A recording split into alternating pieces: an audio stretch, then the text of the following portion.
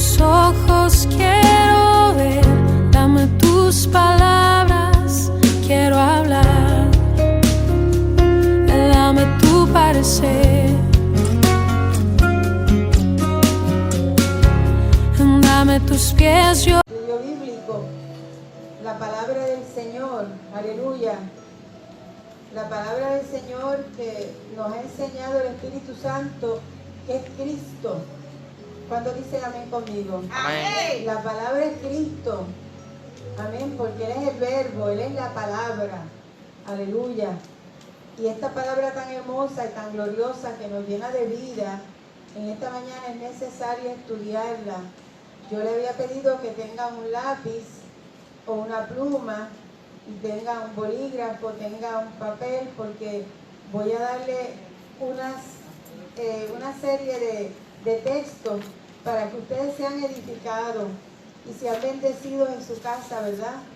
Cuando usted esté esta tarde allí quietito, después de descansar un rato, busque estos textos que le voy a dar ya pronto para que usted sea bendecido. Aleluya. Gloria, gloria, gloria al que vive. Mi alma alaba a Dios, el Señor bendiga a mi hermano Angelo. Aleluya, qué bendición tan grande. Con Angelenito y Angelí, Dios le bendiga, qué lindas están las nenas. Ya tan grandes, gloria a Dios.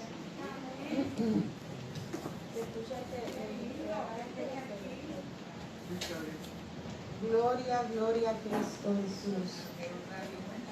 Aleluya, gloria a Dios. El Señor te bendiga, Ángel amado. Miriam.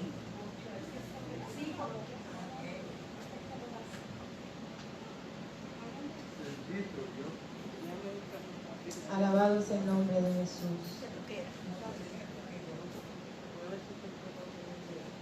Les estaba saludando, amado. No sé si se escucha el micrófono, ¿se escucha ya? Se escucha, corazón. Amén. Dios bendiga a la hermana Miriam. Amén. Dios te bendiga, Ángela, me alegra tanto verte. Una victoria más en tu vida. Una victoria hermosa con tu familia aquí. Aleluya. Vamos a dar comienzo a la clase y vamos a orar.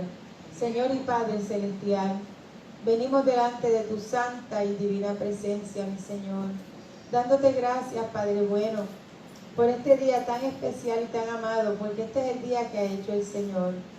Dice tu palabra que nos gozaremos y nos alegraremos en Él. Gracias por este día que nos has permitido vivir y por permitirnos llegar aquí a este lugar, Señor, casa de Dios, casa de oración, donde nos reunimos, Padre amado, y que dice tu palabra claramente que aquí envía Jehová bendición y vida eterna.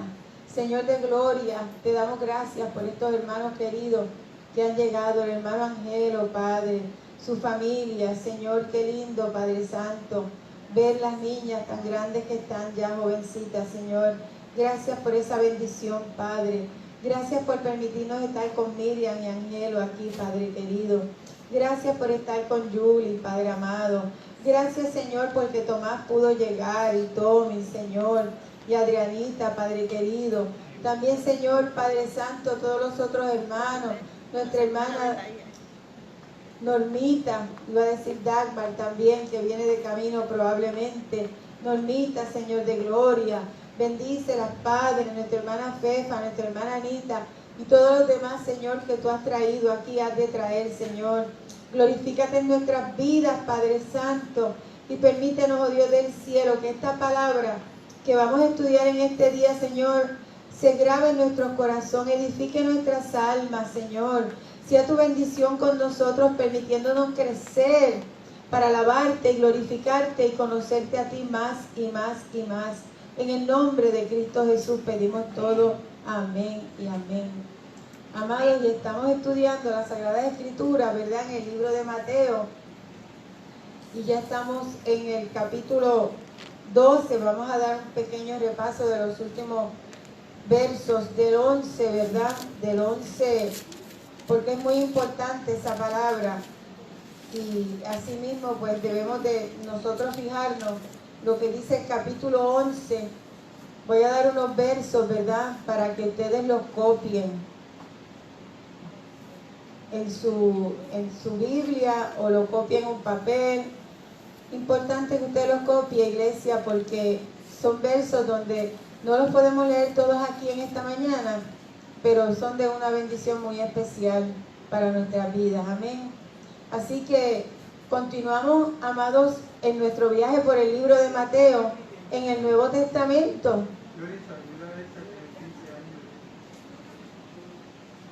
¿Qué día es hoy? ¿Hoy es 3? Ay, bendice a Padre. Saludamos a la hermana Elsa, allá en Mississippi, que hoy es su cumpleaños. Aleluya. ¿Cuánto bendicen a Elsa, mi hermana? Amén. Sí, Señor. Que el Señor la bendiga mucho y que le dé mucha salud y mucha felicidad en este día. Continuamos, acabo de decir, en nuestro viaje por el libro de Mateos en el Nuevo Testamento. Y al concluir nuestra clase anterior, estábamos considerando un cambio drástico. Oye esa palabra, un cambio drástico y definitivo que notamos en el mensaje del Señor. ¿Cuántos saben cuál fue el cambio drástico y definitivo que estudiamos la semana pasada? En el capítulo 11. Dijimos que hasta este punto el Señor estaba enseñando y decía: arrepentíos, porque el reino de los cielos se ha acercado. Aleluya. ¿Cuántos se acuerdan de esa palabra? Arrepentíos, decía el Señor. ¿De qué tenemos nosotros que arrepentirnos, iglesia? Los pecados.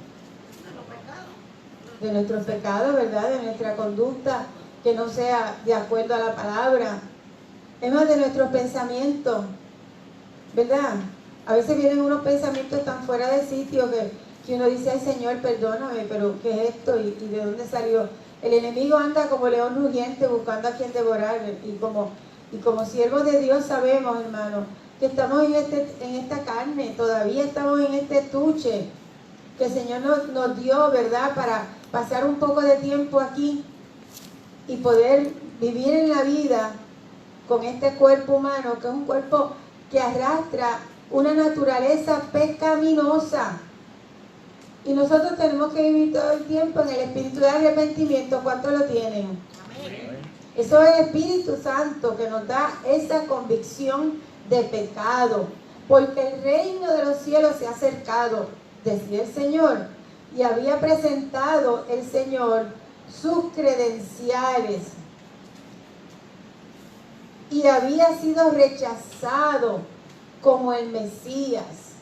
Él había hecho milagros, él había hablado la palabra, él se había dado a entender que era aquel Mesías que venía, ¿verdad?, para el pueblo de Israel y para el mundo. Las ciudades que se mencionaron le dieron la espalda. ¿Cuáles fueron esas ciudades, iglesia?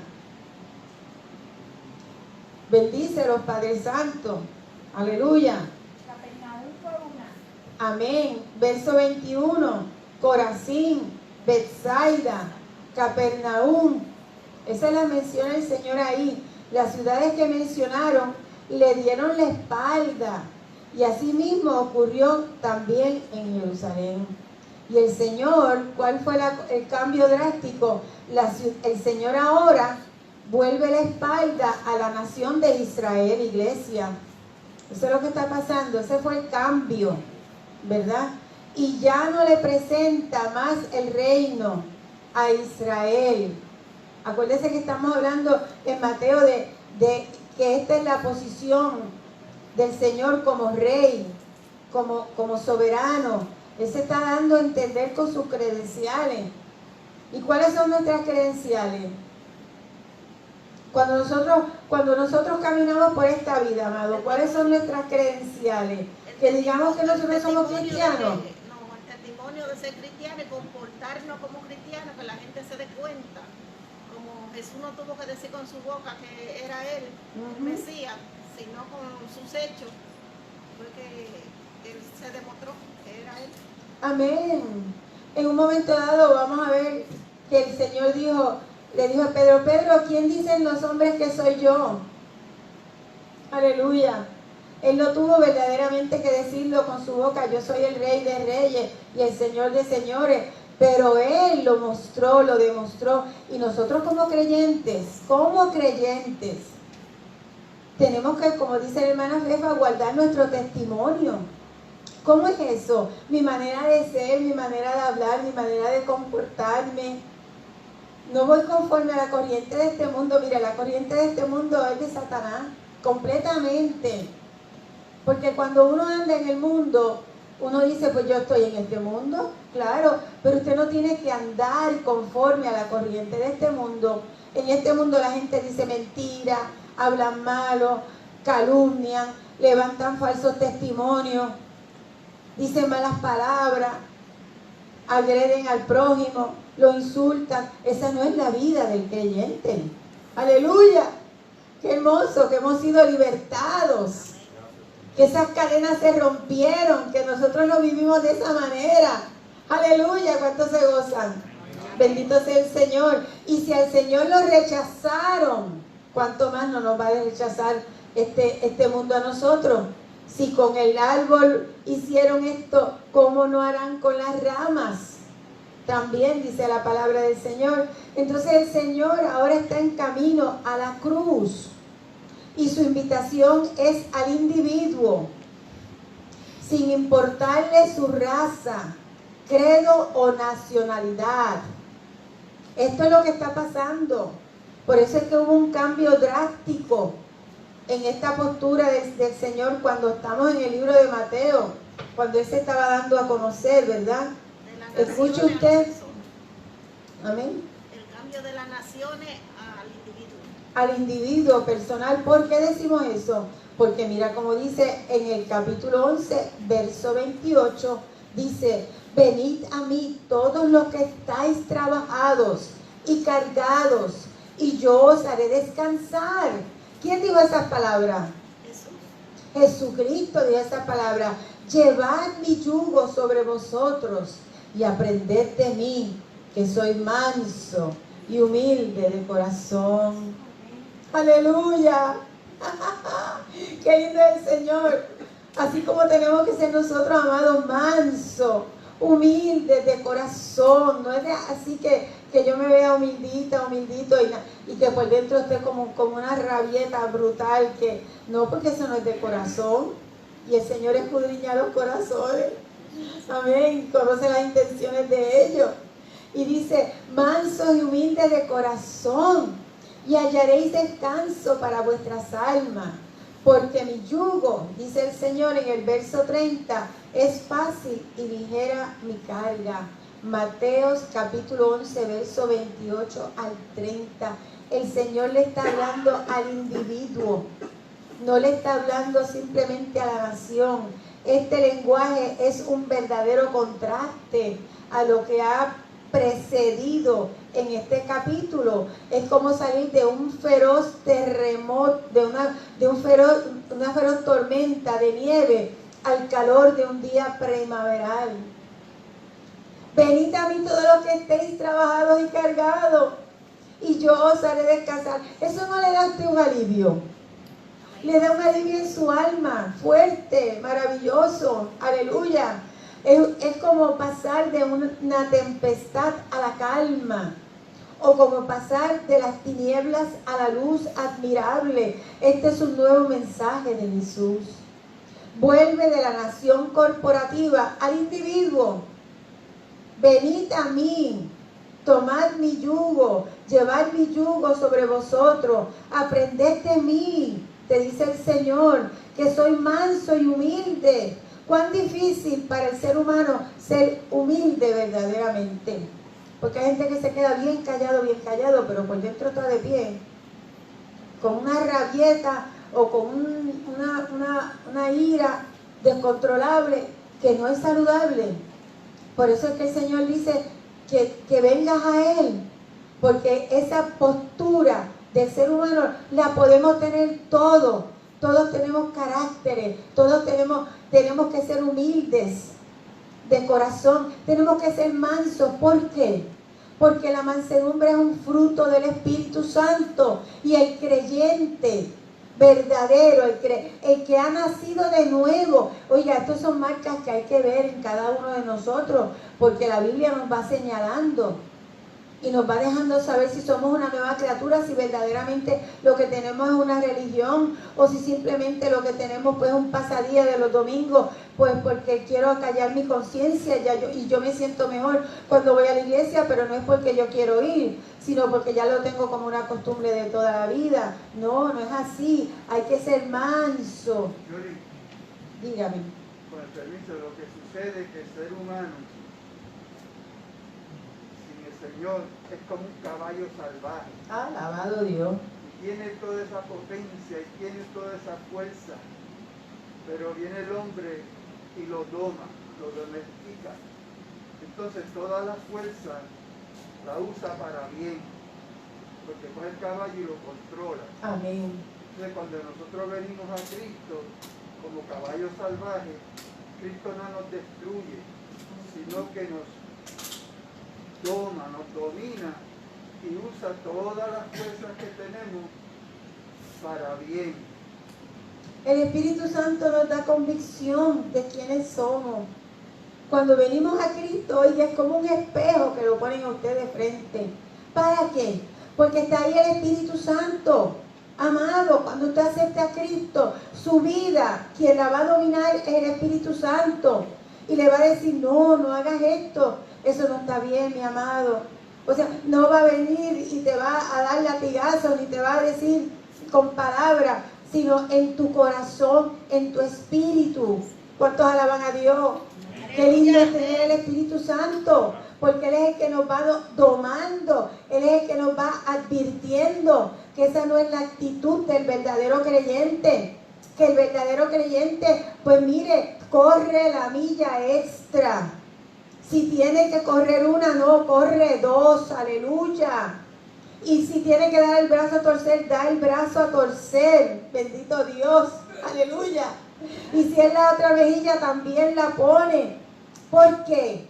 Porque eso nos enseñó el Maestro y el Espíritu Santo. Para nosotros poder ser a la imagen de Cristo, tenemos que tener estas características. Amén. ¿Cuántos dicen amén conmigo? Qué lindo es el Señor, aleluya.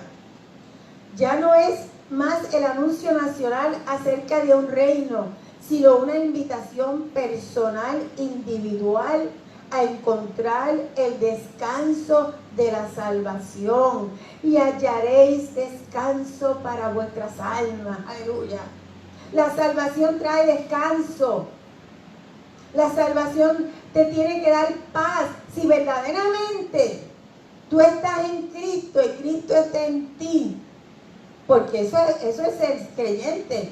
Cristo viene a tomar posesión de tu vida a través del Espíritu Santo y tú entras en la vida cristiana, en la vida de Cristo. Él está en ti. Aleluya. Gloria a Dios. Por eso es que cuando nosotros oramos, pero si ya el Señor sabe la palabra que yo tenía en la boca, antes de yo decirla, no lo dice la Escritura y no lo enseña así el Señor, pero tenemos que orar, porque ese coloquio, ese deseo de Él acercarse a nosotros y nosotros acercarnos a Él, es el Espíritu Santo, que nos va llevando en ese camino. El camino del mundo no te va a decir, vamos a orar, vamos a la iglesia. No, te va. Yo me quedo el domingo durmiendo un rato más. Lo que pasa es que naturalmente ningún ser humano puede vivir la vida cristiana a menos que Cristo la viva a través de nosotros. Amén. Eso es lo que acabamos de decir, que el Espíritu Santo toma control. Pero para decirlo más claro que un gallo kikiriki, dice el pastor, que nosotros no podemos vivir esta vida cristiana a menos que Cristo no la viva a través de nosotros. Por eso es que hay que buscar de Dios. Por eso es que hay que rendirse al Señor. La carga de la cual habla el Señor es el ser agobiado por el pecado. El pecado agobia el alma. El pecado que usted guarda en el alma, cuando usted viene a ver, usted está cansado, fatigado, aburrido. La gente se suicida, no tienen valor la vida, no encuentran nada, no le encuentran un espacio para buscar. No, porque esto es por el Espíritu Santo.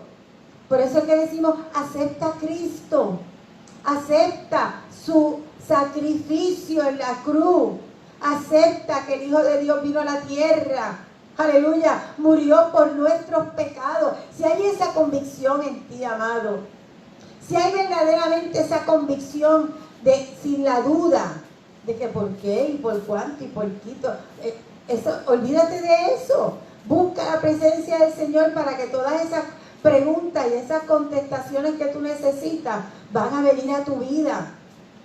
Van a venir a tu vida, aleluya. Esta carga de pecado es mencionada en Isaías, en el capítulo 1, verso 4, donde dice, oh gente pecadora. Isaías capítulo 1, verso 4. Le pedí a la iglesia que tomara un bolígrafo, un lápiz, un papel, escriba los textos, porque esto le va a dar bendición a su vida. Isaías capítulo 1, verso 4. Dice, oh gente pecadora, pueblo cargado de maldad, generación de malignos, mira cómo nos describe, hijos depravados, dejaron a Jehová, provocaron a ira al Señor de Israel y se volvieron atrás. Qué descripción. Qué descripción tan clara de lo que es el ser humano, ¿verdad que sí? El ser humano carga con eso, con ese pecado de maldad, malignidad, depravación, provocar a Dios a ira, dejarlo, apartarse de Él. Oye, eso es muy fuerte. Eso es demasiado, eso es muy pesado. También se habla en cuanto a ello en el Salmo 38, 4. Salmo 38, 4. Porque mis iniquidades se han agravado sobre mi cabeza, decía el salmista. Se han agravado sobre mi cabeza, las llevo tan fuerte en mi mente que no puedo con ella. Aleluya. Entonces el Señor dice, venid a mí, todos los que estéis trabajados y cargados. ¿Cargados de qué? Esa carga de pecado terrible que uno tiene que soltarla.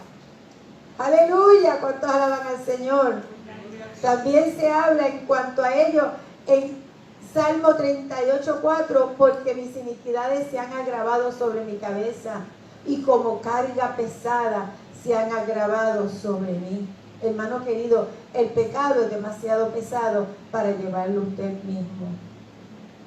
El único lugar en todo el mundo donde puede poner su carga de pecado es en la cruz de Jesucristo. En la cruz de Jesucristo. El mensaje de la cruz, el mensaje del creyente es hablar de la cruz de Cristo. Lo que nadie entiende en su forma natural es cómo Dios, el Hijo de Dios, viene al mundo y muere por nosotros. ¿Por qué? Porque sin ese sacrificio, sin ese precio pagado, ninguno de nosotros pudiéramos ser hijos de Dios. Porque nadie es bueno, dice la Escritura. Y todos somos pecadores, bendito Dios. Y Dios y el pecado no se mezclan. Somos justificados y somos santificados a través de Jesucristo por el derramamiento de su sangre en la cruz. Él llevó el pecado suyo en su lugar. Y le convida a venir y a traerle su carga de pecado. Le perdonará y le dará libertad y descanso eterno. Aleluya. Nos dará libertad. ¿Cuántos se sienten libres? Libres para adorarle, libres para bendecirle. Mira, el pecador no puede levantar la mano y darle gloria a Dios. ¿Por qué? Porque el corazón no le da lugar para eso. Pero cuando usted coge su corazón y se lo entrega a Cristo y mira toda esta carga de pecados que yo tengo que no me permiten adorarte, Señor, el Señor lo limpia a usted, le da libertad y le da el descanso eterno. Desde ahora ya está en el descanso. Este cambio en el contenido y la dirección del mensaje del Señor es parte del movimiento en Mateo que presenta a Jesús como rey, y un rey rechazado por su propio pueblo. El verso 28 de este capítulo 11 del Evangelio según San Mateo se refiere a la salvación del pecado por medio de Jesucristo. Ahora, los versos 29 y 30 se refieren a la santificación práctica de cada creyente. Dice, llevad mi yugo sobre vosotros y aprended de mí que soy manso. Aleluya.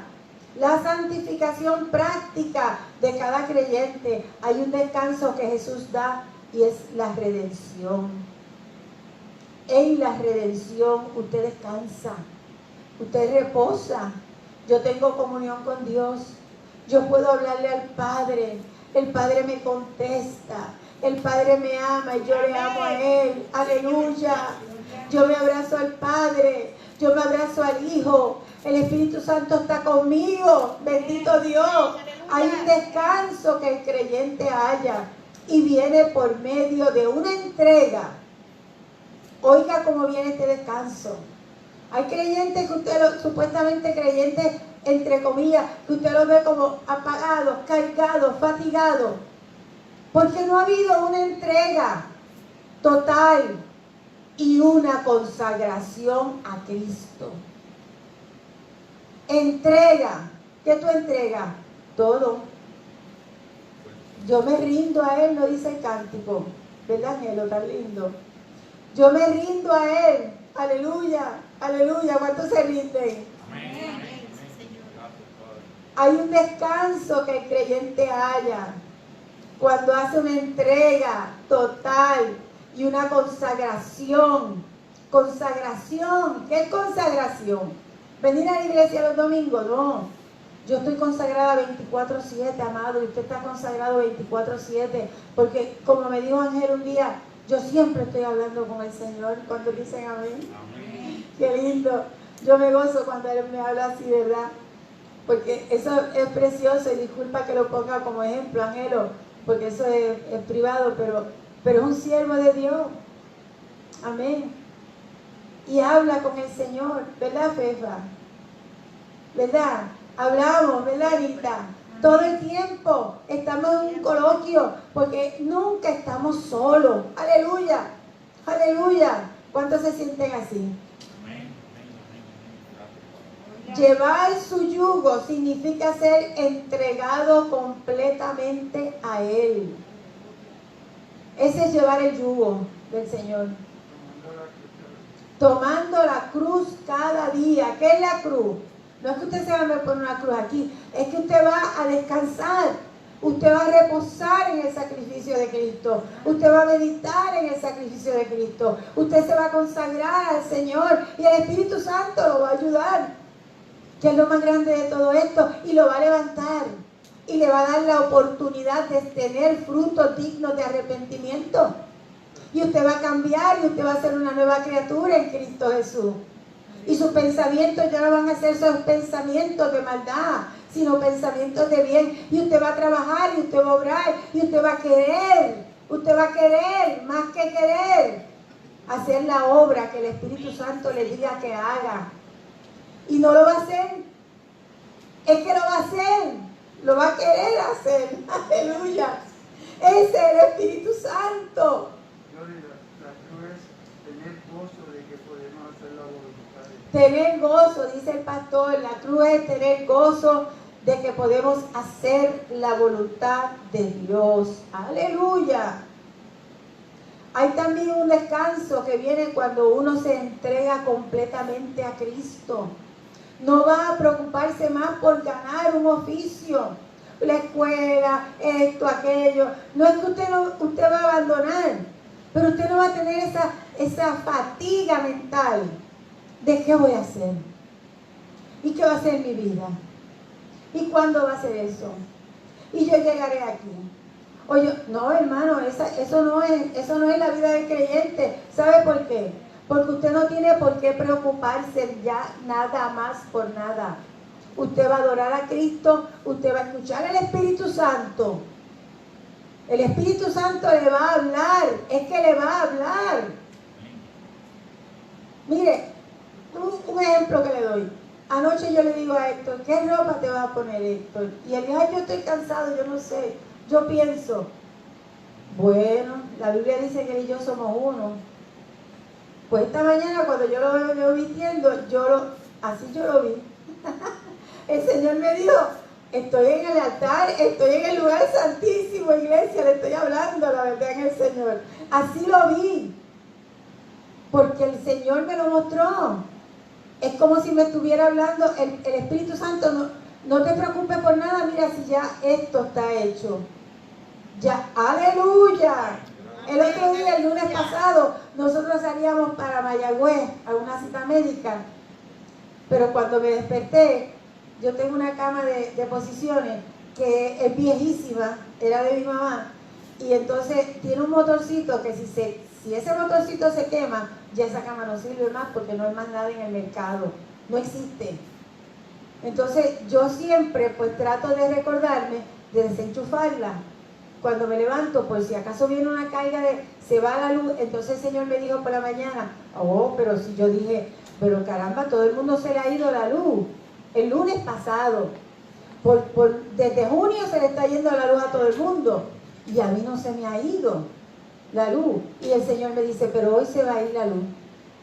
Cuando yo llegué a las 5 de la tarde, gracias al Señor que yo supe escuchar al Espíritu Santo, porque se fue la luz, y cuando viene esa luz para atrás, lo que le daña es la computadora. Bueno, a mí me dañó una nevera, que no se me olvidó desenchufarla, pero la cama no.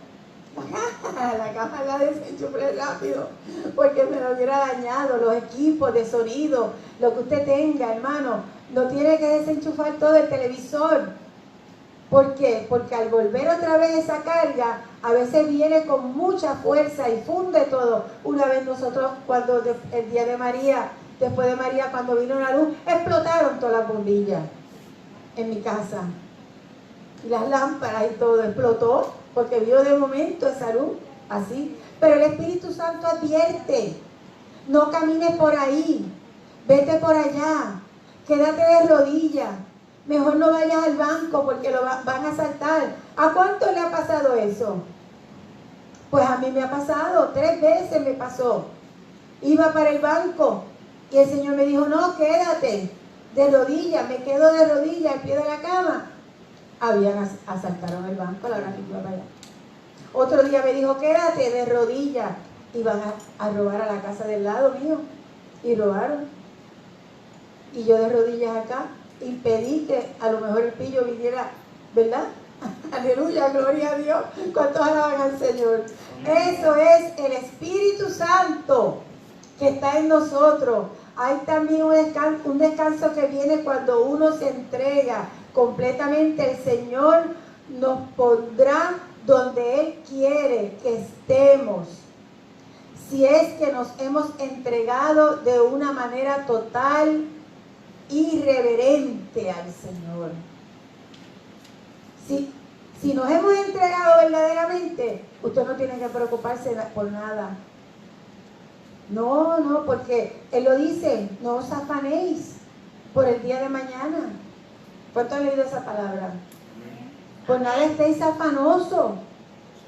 Si el Padre sabe darle comida hasta los pollitos, y las palomas y los pajaritos, ¿cuánto más no nos dará a nosotros?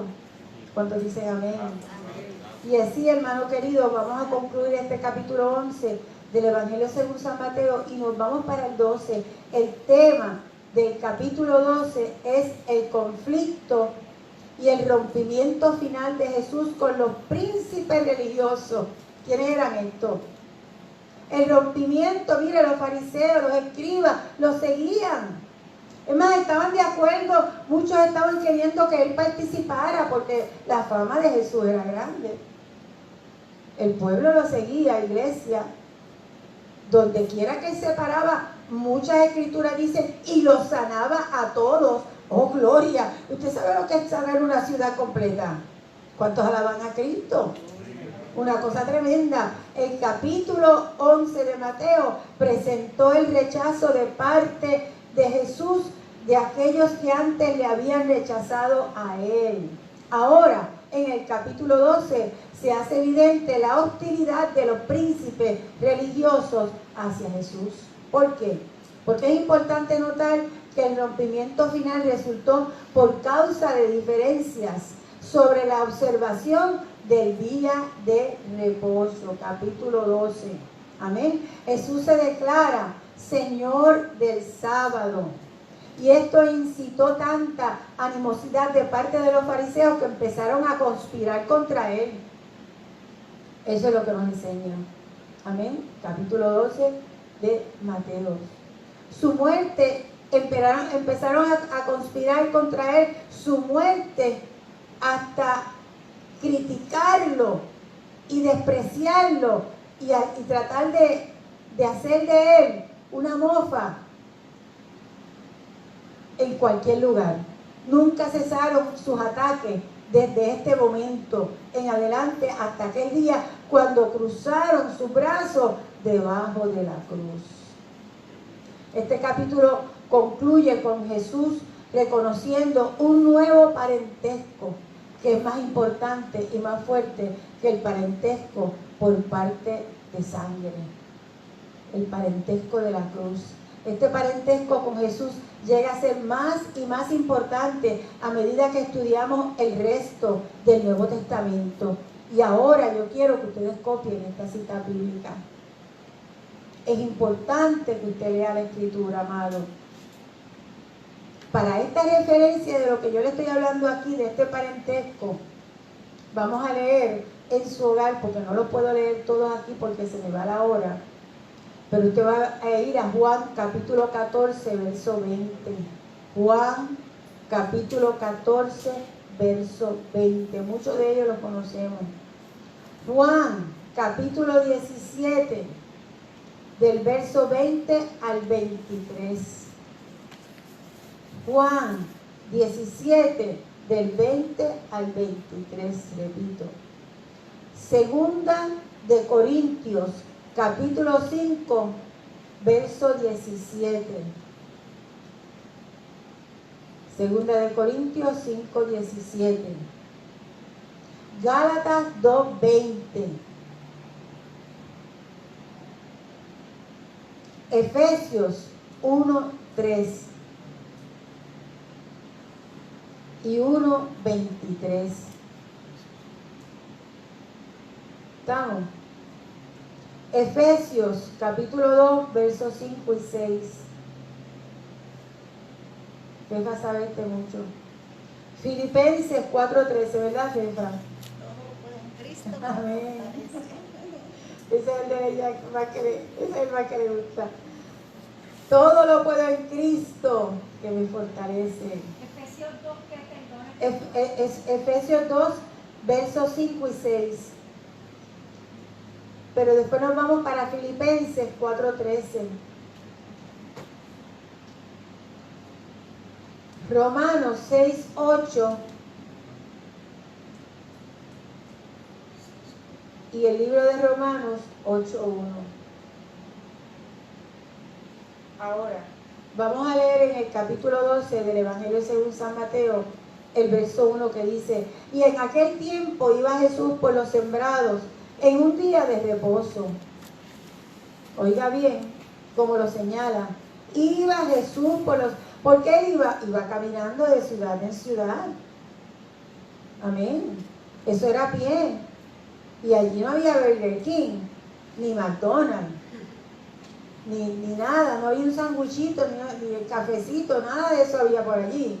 Entonces dice, por los sembrados, en ese día de reposo, y sus discípulos le dio hambre, porque la gente es normal.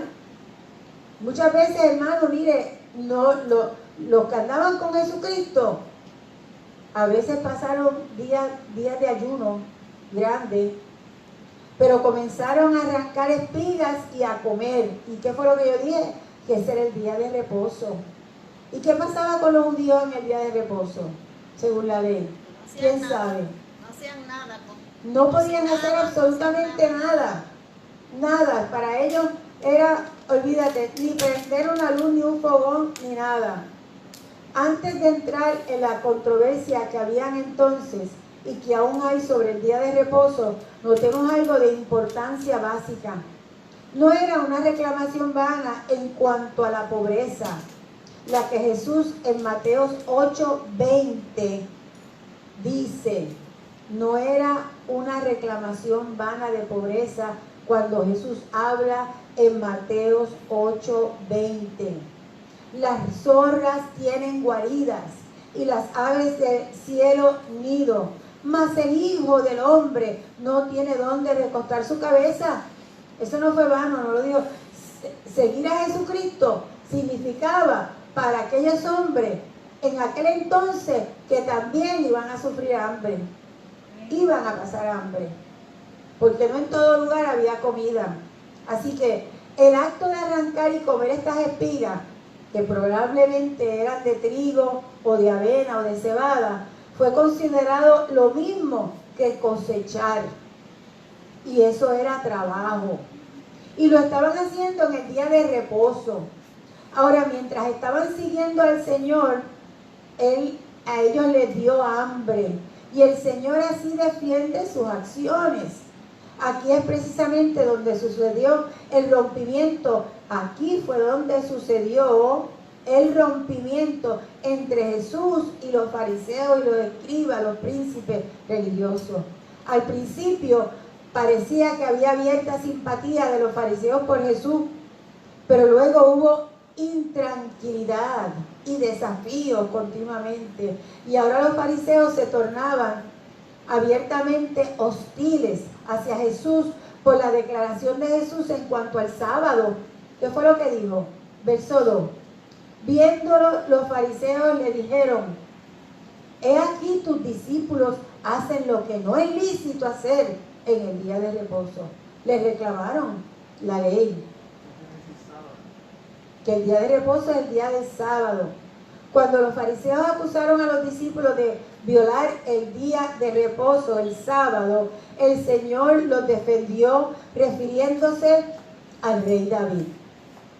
Ahora recuerde usted que el Señor procedía del linaje de David y que David había hecho lo mismo por sus hombres cuando sufrían hambre. Y en este incidente los fariseos reprendieron a Jesús según las bases de la ley mosaica. Pero él les dijo en los versos 3 al 8, que sigue, ¿qué fue lo que le dijo Jesús? Pero él les dijo: ¿no habéis leído lo que hizo David cuando él y los que con él estaban tuvieron hambre? Como entró en la casa de Dios y comió los panes de la proposición, que no le era lícito comer ni a él ni a los que estaban con él. Eso fue lo que le dijo Jesús.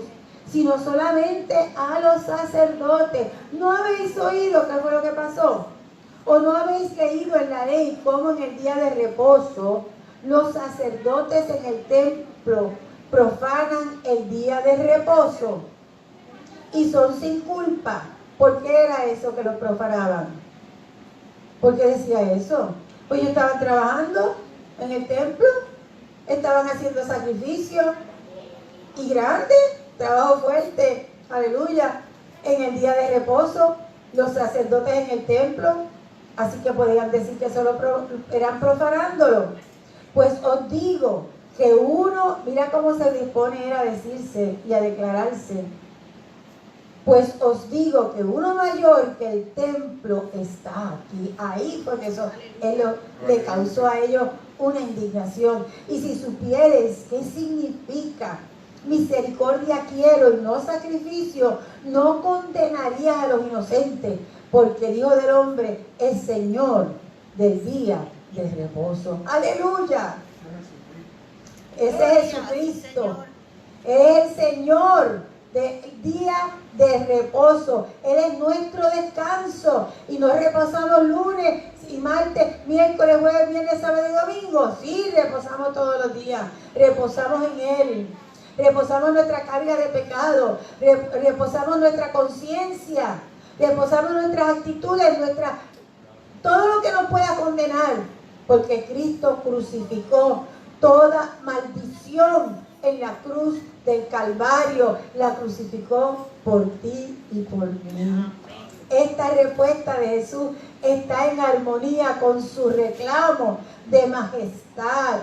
Y se refiere a David porque él mismo es de aquel linaje real. Este incidente particular se relata en el libro de Samuel. Oiga bien, Samuel capítulo 21, del verso 1 al 6, que lo hemos leído muchas veces, usted lo va a repasar. Y aconteció durante los días del rechazo de David, eso aconteció como rey mientras reinaba Saúl, porque David estaba huyendo, pero llegó un momento donde también tuvo hambre y tomó los panes de la proposición, porque esos panes pues se los dio el sacerdote porque se los pidió. Porque Saúl era tipo de la carne, cuando la carne reina, el espíritu tiene hambre. Repíteselo, yo no sé si ustedes oyeron eso. ¿Ustedes lo oyeron? Saúl, Sí, era el tipo rey de la Saúl, carne. es tipo de la carne, cuando nosotros le damos riendas a nuestros propios gustos, a nuestros propios deseos, y dejamos a Cristo a un lado, pues el espíritu de la nueva criatura sufre hambre, pero cuando crucificamos la carne con deseos y pasiones, el espíritu de la nueva criatura crece. Aleluya. David fue rechazado en los tiempos del reinado de Saúl, ¿verdad? Y Jesús también lo rechazaron en aquel entonces como rey. Sus argumentos mesiánicos no fueron reconocidos. El Señor demostró que según la ley les era lícito a los sacerdotes trabajar en el día de reposo. Luego alegó su propia superioridad sobre el centro más santo de la vida religiosa de Israel, o sea, el templo. He aquí más que el templo, el lugar que ellos iban, lo consideraban como el lugar más santo.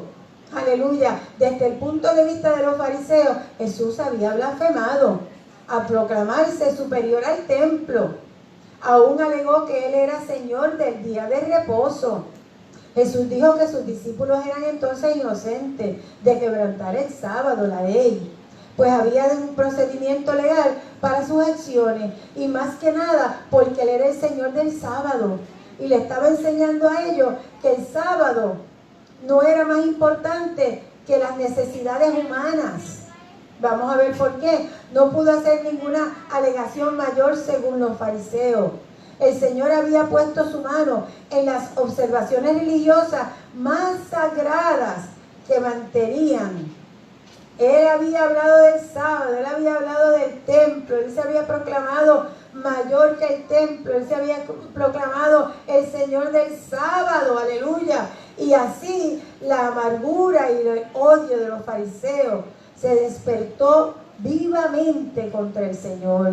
El Señor y sus discípulos salieron del campo de granos y fueron entonces a la sinagoga, y leemos en Mateo capítulo 12, verso 9, pasando de allí, vino a la sinagoga de ellos. Jesús acostumbraba a asistir a la sinagoga, aunque la adoración allí llegó a ser apóstata del sistema mosaico en el Antiguo Testamento. ¿Por qué decimos eso? Porque todo lo que hacían no lo hacían conforme a verdaderamente Dios, fuera de agrado a Dios. Lo hacían ya como un ritual, como unas costumbres, y por eso es que ninguno de nosotros nos podemos meter en rituales ni en costumbres, sino que porque ahogamos la palabra. Tenemos que vivir por la palabra y ejecutarla, ser felices, gozarnos en ella. ¿Cuántos dicen amén? Amén. Oh, gloria a Dios. Note usted entonces que, sin embargo, el Señor la llama la sinagoga de ellos. No era de Él, ni era de Dios. En el Evangelio según San Juan, notará usted que en el principio era el templo del Señor. Sin embargo, más tarde, Él dijo, he aquí, vuestra casa os es dejada desierta. Así leemos en Lucas 13, 35. Ahora vamos a leer los versos 10 y 11 del capítulo 12 de Mateo. Y dice, y aquí, había allí uno que tenía seca una mano. Y preguntaron a Jesús para poder acusarle. ¿Es lícito sanar en el día de reposo? Y entonces él le dijo, ¿qué hombre habrá de vosotros que tenga una oveja y si ésta cayere en un hoyo en día de reposo, no le echa mano y la levanta? Era bien valiosa una oveja para ellos. Amén. Representaba su comida, representaba su pan, representaba su trabajo. Pero si caía una oveja en un hoyo el día de reposo, la sacaban. No podríamos preguntar si es que los fariseos quizás colocaron allí al hombre con la mano seca para atrapar a Jesús, induciéndole a sanarlo en el día de reposo. Y si fuera así, entonces hay dos reconocimientos importantes que hacen los enemigos de Jesús. Si fuera así, primero, admitiendo que él tenía poder para sanar los enfermos. Si ellos hubieran puesto a ese hombre allí, amén. Eso ellos querían cogerlo y atraparlo, pero ellos verdaderamente estaban declarando que él tenía poder para sanar. Y en segundo lugar, reconocían que cuando había un hombre imposibilitado ante Jesús, él se conmovía por la compasión para sanarlo, aun si fuera en el día de reposo. ¿Y qué admisión sería esto? Aleluya. Su pregunta entonces en cuanto a la legalidad de sanar en el día de reposo fue designada solo para atraparlo, pero fue Jesús quien en realidad atrapó a sus enemigos cuando dijo en el verso 12, pues cuánto más vale un hombre que una oveja.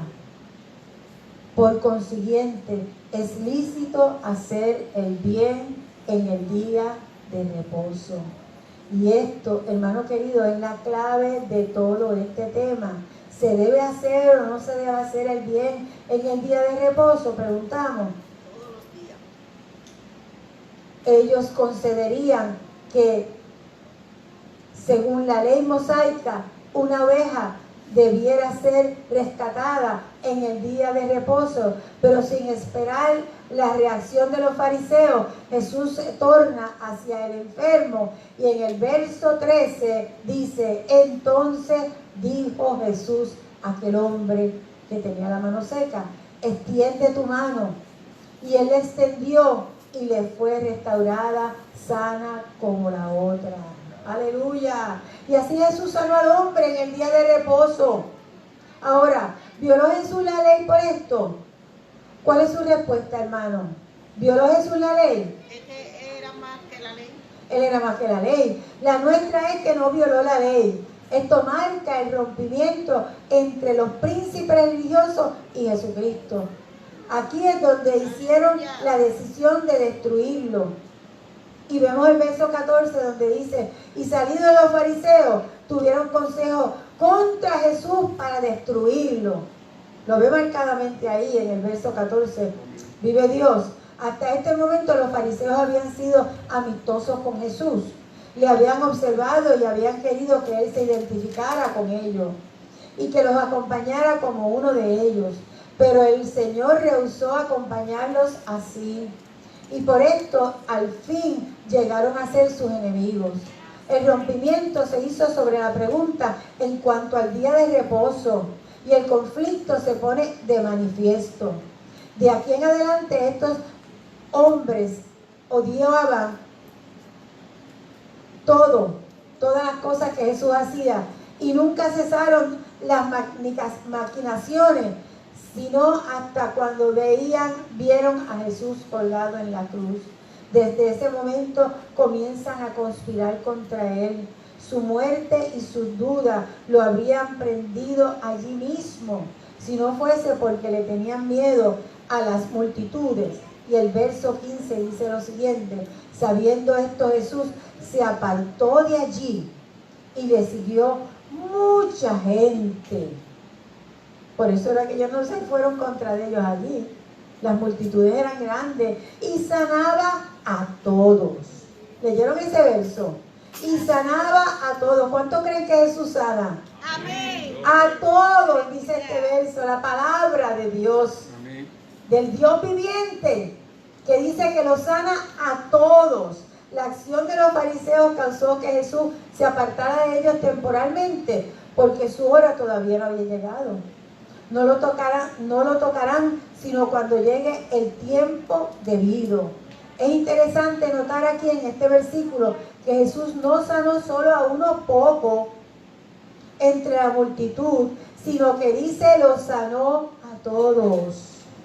No podemos ni siquiera formar una idea de lo impresionante que debe haber sido cuando esto aconteció.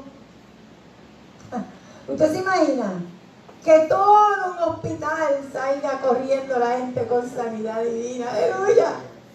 ¿Lo cree que Dios lo puede hacer? Pues mire, nosotros aquí los martes y los jueves oramos por eso, ¿verdad que sí, Ariel? Para que el Señor sane todos los hospitales, a toda la gente en los hospitales y en todas las casas, porque no nos vamos a quedar simplemente con lo que nosotros conocemos, porque Dios los conoce a todos.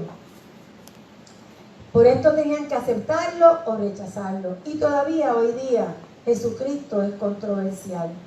El enemigo todavía lo está persiguiendo.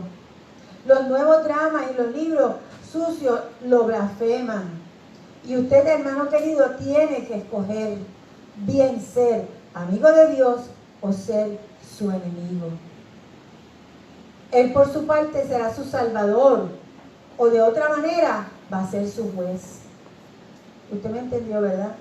Es una relación suya de escogerlo o rechazarlo. De que usted diga, Él es mi salvador, con convicción en su corazón, o lo va a tener que enfrentar como juez. No puede ser neutral o tratar de desprenderse de Jesucristo. Note usted ahora lo que dice el verso 16. Y le encargaba rigurosamente a los que sanaba que no lo descubriesen. Hermano, el Señor no vino a la tierra para ser un fabricador de milagros. Vino a presentar sus credenciales como Mesías. Amén. Fue rechazado. Continuó su rumbo hacia la cruz para ser así el Salvador del mundo.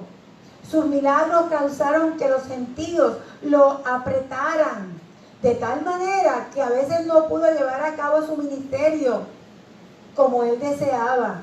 Sus acciones fueron tales como son descritas en el verso 17 al 21. Leamos ahora Mateo 17 al 21. Para que se cumpliese lo dicho por el profeta Isaías, cuando dijo: he aquí mi siervo, a quien he escogido, mi amado, en quien se agrada mi alma. Pondré mi espíritu sobre él, y a los gentiles anunciará juicio. No contenderá ni voceará, ni nadie oirá en las calles su voz. La caña cascada no quebrará, y el pábilo que humea no se apagará, hasta que saque a victoria el juicio, y en su nombre esperarán los gentiles. Oh, gloria a Dios. Qué cosa tan hermosa estos versos que hemos leído, amado. Aleluya, gloria al Señor. Una profecía cumplida siglos después. Cualquiera hubiera dicho que Isaías estaba loco o que no estaba bien de la cabeza al decir tal cosa, o que dijera si no hubiera habido entendimiento.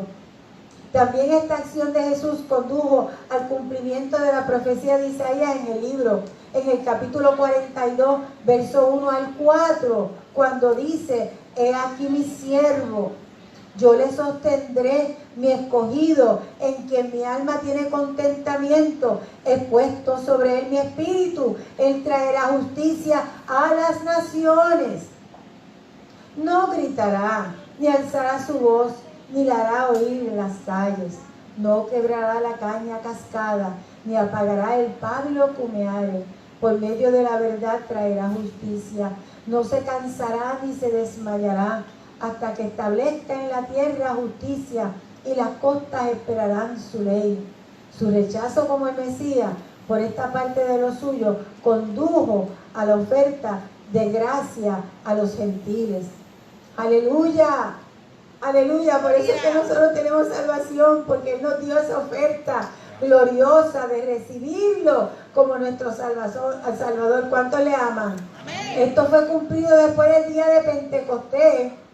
Pues entonces Jesús envió a Pablo a los gentiles, y usted lo puede leer en el capítulo 26 de los Hechos, versos 17, 18, Hechos 26, versos 17 y 18, librándote de tu pueblo, le dijo el Señor, y de los gentiles, a quienes ahora te envío para que abra sus ojos, para que se conviertan de las tinieblas a la luz y de la potestad de Satanás a Dios, para que reciban por la fe que es en mí perdón de pecado y herencia entre los santificados. A su nombre.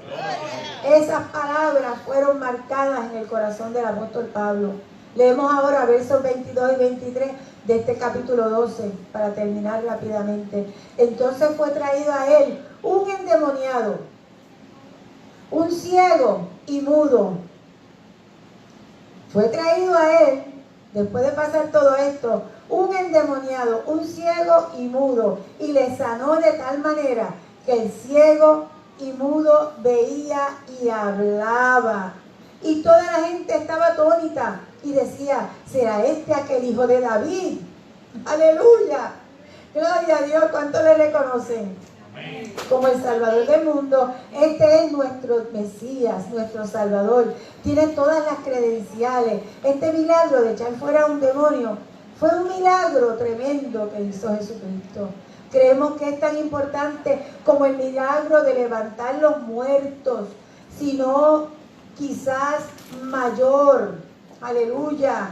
Los continuos y consecutivos milagros de Jesús de sanar y echar fuera a los demonios convencieron a la gente de que Él era el Hijo de Dios y el Mesías prometido. Pero ¿qué dijeron los fariseos? Leemos el verso 24. Mas los fariseos, al oírlo, decían, este no echa fuera a los demonios sino por Beelzebú, príncipe de los demonios. Y esto es muy importante aquí, iglesia. Por eso es que tenemos que continuar a terminar este capítulo, porque esto es muy importante. Y aquí entramos en una cuestión del pecado imperdonable. Pero eso le dio el favor de seguir esto con mucha atención y con mucho cuidado. Vamos a leer el verso 25. Sabiendo Jesús los pensamientos de ellos, le dijo, todo reino dividido contra sí mismo es asolado, y toda ciudad o casa dividida contra sí mismo no permanecerá. ¿Por qué le dijo eso? Porque hablamos que dijeron que él echaba fuera a los demonios por Beelzebú. Pero si Satanás echa fuera a Satanás contra sí mismo, está dividido. ¿Cómo pues permanecerá su reino? Oiga, el Señor escuchó sus pensamientos y le contesta de esta manera tan impresionante. Y si yo echo fuera a los demonios por Beelzebú, ¿por quién los echan fuera vuestros hijos? Por tanto, ellos serán vuestros jueces. Pero si yo por el Espíritu de Dios echo fuera a los demonios, ciertamente ha llegado a vosotros el reino de Dios. Porque ¿cómo puede alguno entrar en la casa del hombre fuerte y saquear sus bienes si primero no le ata? Y entonces podrá saquear su casa. El que no es conmigo, contra mí es. Y el que conmigo no recoge, desparrama. Palabra de Jesucristo. Hermano querido, los fariseos nunca dirían que si sus propios hijos echaran fuera a los demonios, lo hacían por Beelzebú. La índole convincente de los milagros de Jesús obligó a los fariseos a ofrecer una explicación de ello. El gentío creyó que este hombre era hijo de David, el Mesías prometido. Los fariseos no pudieron negar la existencia de los milagros cuando los hizo delante de sus propios ojos.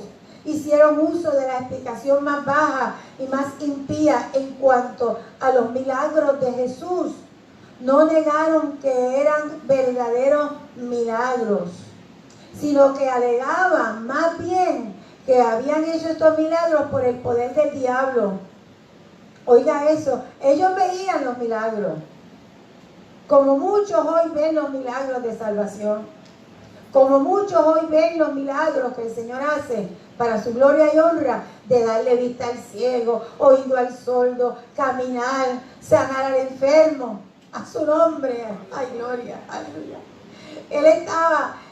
Esta es la blasfemia, lo que se llama el pecado imperdonable, la blasfemia contra el Espíritu Santo, y es designada como el pecado imperdonable, como lo veremos en los 2 versículos siguientes. Los fariseos no estaban en la posición cómoda en que se encuentran los enemigos de Jesús hoy en día. Es relativamente fácil sentarse hoy en día en una silla y estar en América, donde las cosas son tan tremendas, separados ya por 2000 años y muchos kilómetros de la vida terrenal de Jesús, y negar ahora el hecho de su milagro. Y se hace, lo hacen, iglesia. Muchas personas niegan que todavía el Señor es el mismo ayer, hoy y por todos los siglos. Amén. Amén. La lógica cabal. Jesús resucitó, dice Héctor. La lógica cabal nos conduce a ver que si en los días de la presencia de Cristo en la tierra, el atribuir sus milagros al poder de Satanás, más bien que al poder del Espíritu Santo, era cometer el pecado imperdonable. Usted va a decir, Señor perdona todos los pecados, pero hay un pecado que no perdona. La blasfemia del Espíritu Santo. ¿Y la blasfemia qué es? Atribuir lo que Dios hace a Satanás. O viceversa, atribuir lo de Satanás a Dios. Ese es el pecado imperdonable. Aleluya. ¿No crees que Cristo murió por tus pecados? Y que resucitó. Rechazar a Cristo es imperdonable. Es imperdonable. Por tanto os digo, dice el verso 31-32, todo pecado y blasfemia será perdonado a los hombres, mas la blasfemia contra el Espíritu no le será perdonada. A cualquiera que dijera alguna palabra contra el Hijo del Hombre, le será perdonado. Pero al que hable contra el Espíritu Santo, no le será perdonado, ni en este siglo, ni en el venidero. Oiga bien, iglesia, tenemos que tener cuidado porque muchas personas se mofan cuando los hermanos hablan en lengua. Y eso es por el Espíritu Santo. Cuando los hermanos se levantan y entonces tienen una profecía y son incrédulos en su corazón, y eso es una blasfemia en el corazón, en el espíritu, está guardando ese pecado. Tenemos que tener mucho cuidado. Cuando el Espíritu Santo se está moviendo, el Espíritu Santo se está moviendo en medio de su pueblo. A su nombre. No hay ningún pecado fuera cometido ayer que el Señor no pueda perdonar hoy. El Espíritu Santo entró en el mundo para verificar, mira lo que vino, la salvación de Cristo a los corazones de los hombres. Si usted, hermano querido, resiste la obra del Espíritu Santo, cuando le habla, no hay entonces perdón alguno posible. Claro que no. No hay perdón porque usted ha rechazado entonces la salvación que le ha sido verificada por el Espíritu de Dios. El Espíritu Santo da frutos a los hombres y nosotros, dice la palabra, por sus frutos los conoceréis. Y los frutos del Espíritu Santo están en nosotros, igual que los dones del Espíritu Santo. Y no podemos pelear, no, y si no lo aceptamos, estamos blasfemando contra el Espíritu Santo. Y es nuestra esperanza, aleluya, que usted no lo haga. No hay perdón porque usted ha rechazado entonces la salvación que le ha sido verificada por el Espíritu de Dios. Es el Espíritu de Dios quien puede regenerarnos a nosotros y darnos una nueva vida. Y es nuestra esperanza que al concluir con estos estudios, usted tenga en su corazón la veracidad de que el Espíritu Santo vive en cada uno de nosotros. A su nombre. Vamos a terminar ahora esta clase dándole gracias al Señor. No la podía cortar a mitad porque era muy importante desarrollar el tema completo, porque es un tema. Acuérdese que la Biblia... Hay algo muy importante.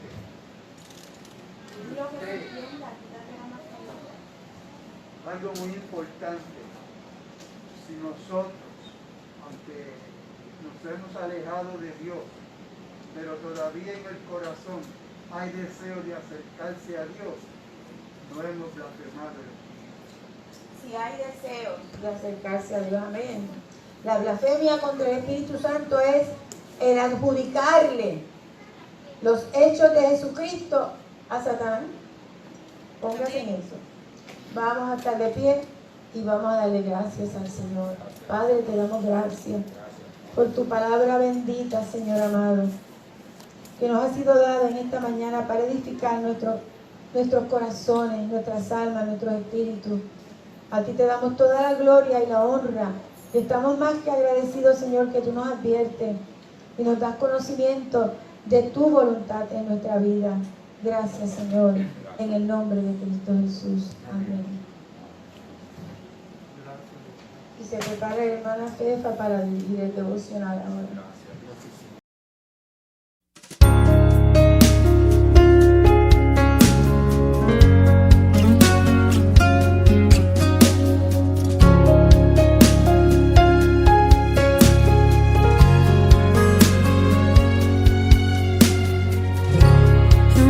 Tus ojos quiero ver, dame tus palabras, quiero hablar, dame tu parecer, dame tus pies, yo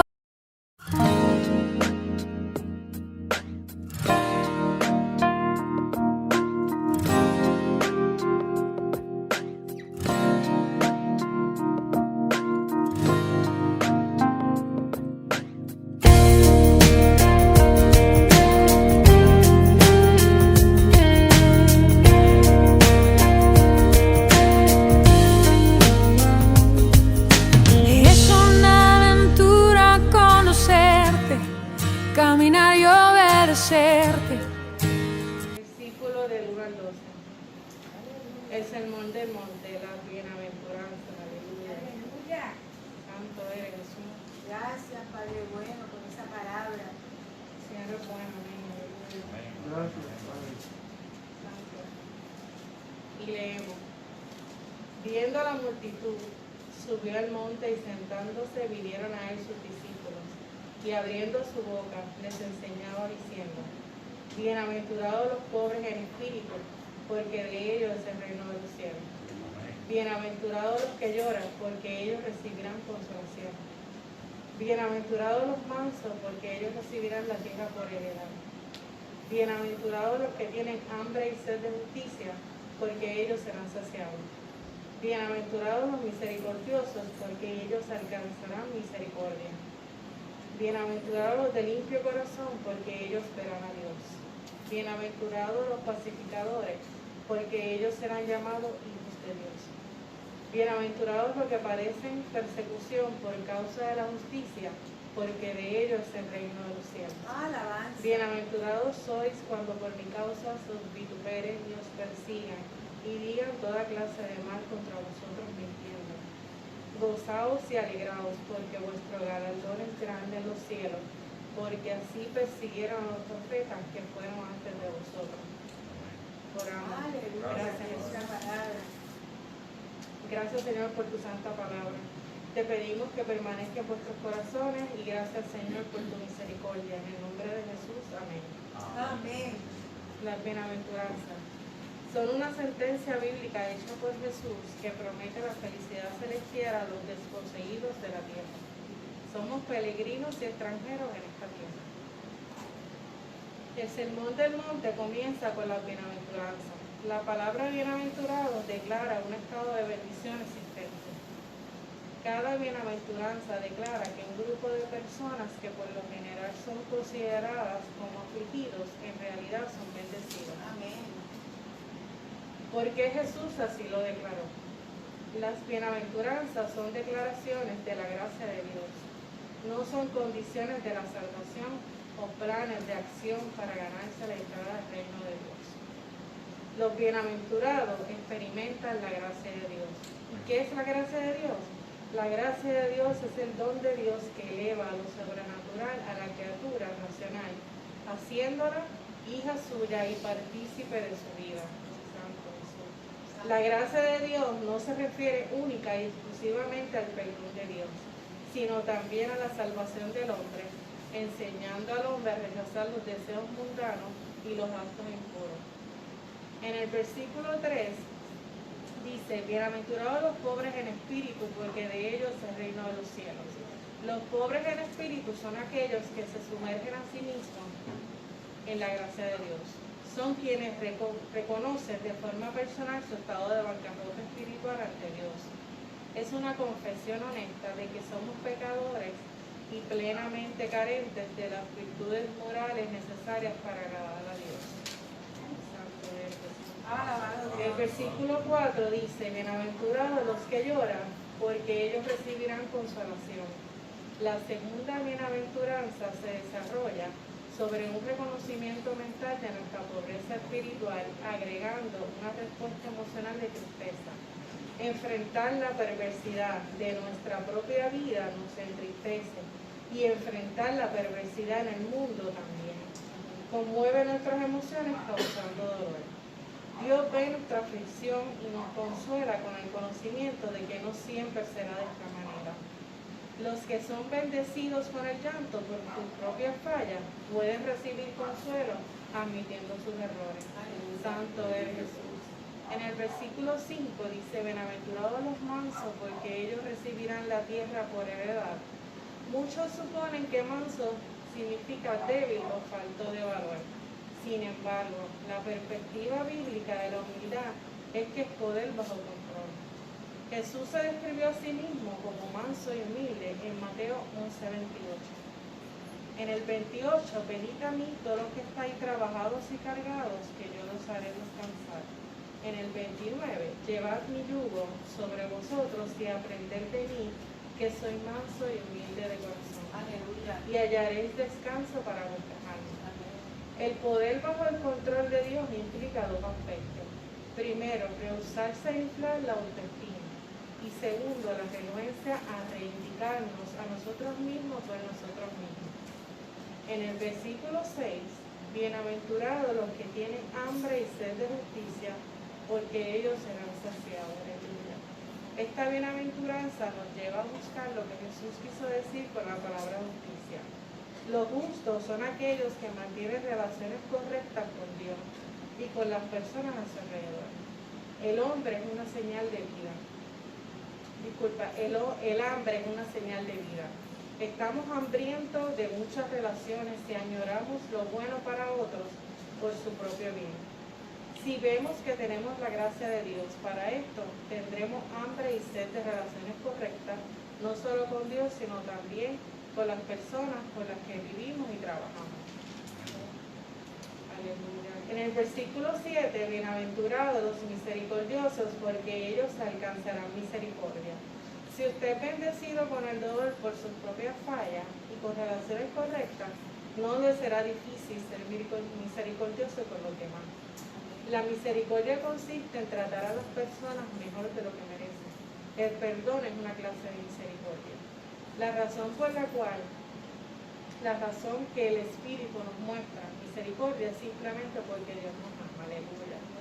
En Juan 3:16 dice: porque de tal manera amó Dios al mundo, que ha dado su Hijo unigénito, para todo aquel que en él cree no se pierda, mas tenga vida eterna. Aleluya. Santo. En el versículo 8, bienaventurados los de limpio corazón, porque ellos verán a Dios. Los de limpio corazón denotan integridad, unicidad de devoción y lealtad. La raíz de la integridad es ser uno solo, lo que significa que nuestras acciones no son elecciones que tomamos o nos quitamos cuando parezca conveniente, sino que surgen del todo de nuestro ser. Note que Jesús pronuncia la bendición de ser puro de corazón, no inmediatamente después de la bendición del hambre de justicia, sino después de mostrar misericordia. Aleluya. La pureza de corazón no surge de la perfección de nuestra voluntad, sino de la percepción de la gracia de Dios. En el versículo 9, bienaventurados los pacificadores, porque ellos serán llamados hijos de Dios. Esta bienaventuranza nos lleva a todos los trabajadores cristianos a la tarea de la resolución de conflictos. Los conflictos surgen cuando las personas tienen diferencia de opinión. En el reino de Dios es una bendición unir a las personas que tienen disputas. Solo entonces es posible resolver el conflicto y restaurar las relaciones.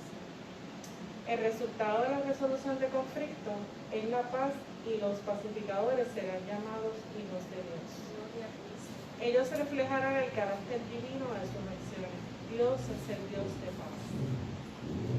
Y mostramos que somos sus hijos cuando buscamos la paz en nuestro hogar, en la comunidad, en el trabajo y en todo el mundo.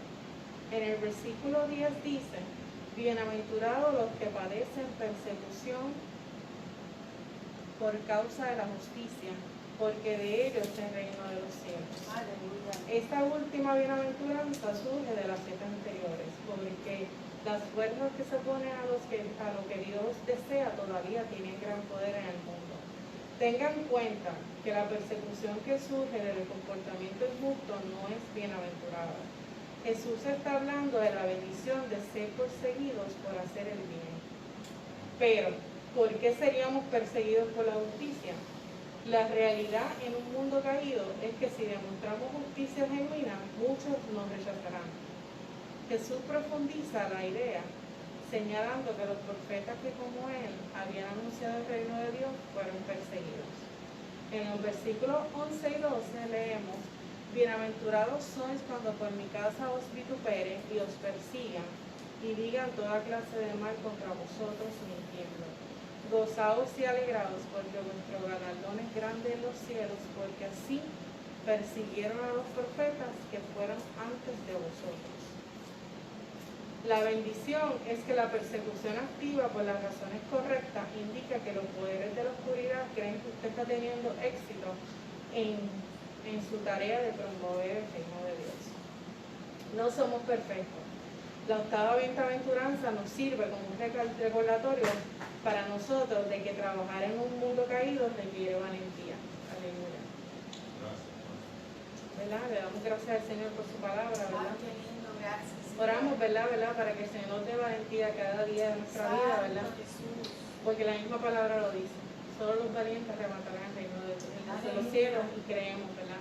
Creemos que Dios nos ha dado esa valentía dentro de nosotros. Es cuestión de, ¿verdad?, ponerla en acción. Oramos, gracias Señor por tu palabra. Bendícenos, permite que permanezca en nuestros corazones en el nombre de Jesús. Amén. Aleluya. Ahora, ¿están listos para recibir el regalo de Dios? Si en verdad está listo, repita conmigo. Señor Jesús, sé que soy pecador y necesito tu perdón.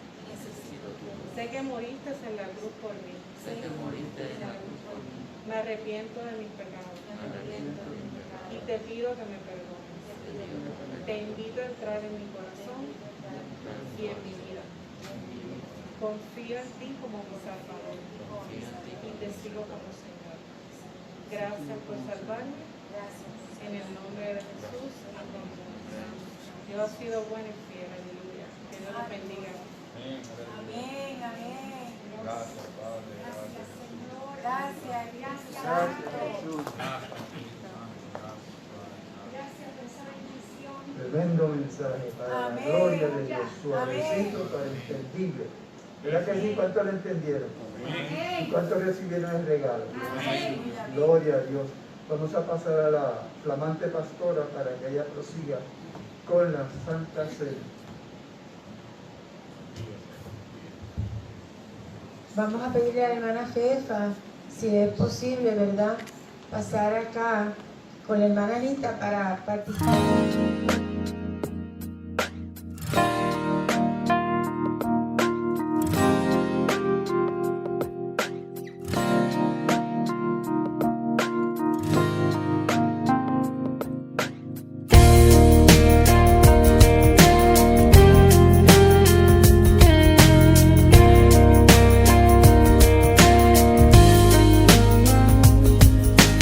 Es una aventura conocerte, caminar y obedecerte.